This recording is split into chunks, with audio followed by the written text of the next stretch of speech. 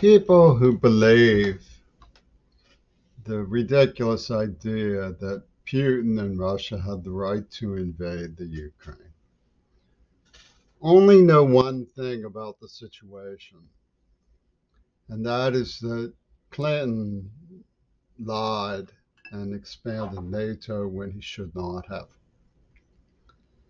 They don't understand that the Russian people were trying to shake off a totalitarian government and develop the difficult problem of co-ops that functioned and fed people, and some degree of capitalist cooperation among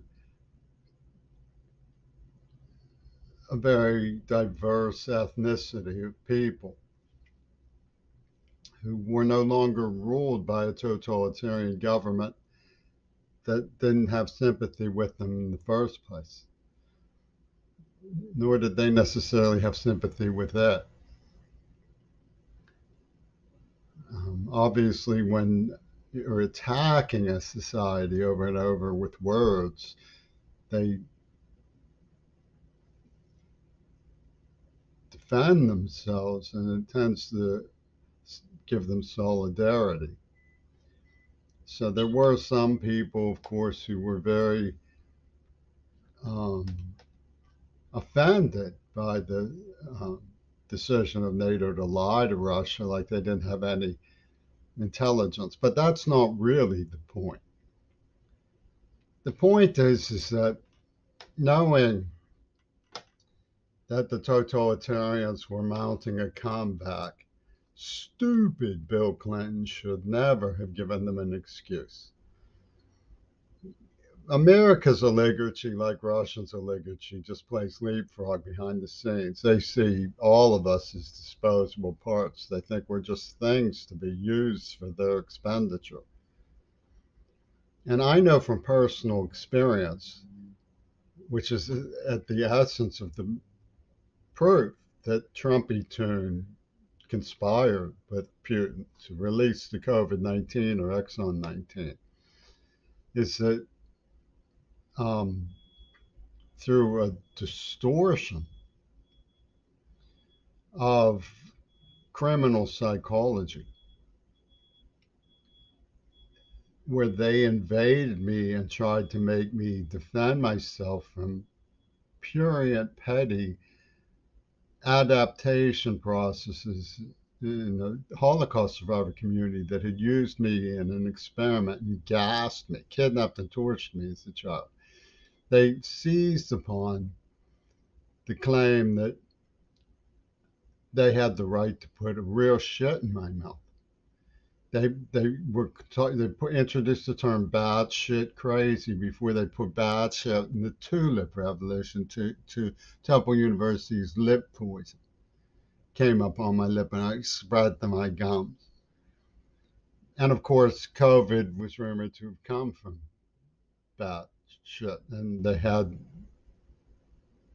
Chinese experts up at the military school taunting me right before COVID exploded and they murdered 3 Kennedys.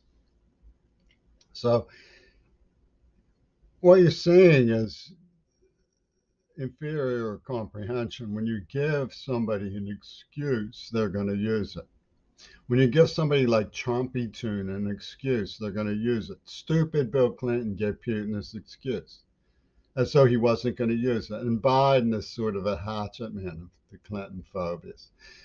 He just says, well, they're wrong, they're mental, that we have to stop them and draw the hard line. You see, if you don't give them any excuses, I'll give you an example. When Mikhail Gorbachev was liberalizing and was enjoying some prominence, they tried to strike down the death penalty. American conservative leaders should have said, we have mixed feelings about the death penalty in America. We're willing to meet you. We'll both abolish the death penalty. And it would have shown some solidarity with the cause of their reform. But of course, Americans are meat-headed. They don't think diplomatically. We found out, for example, that they use antenna research and electrode research on random people in psychiatric hospital concrete alcoves, like the Flynn Construction Company in Wilkinsburg that was stealing all those books.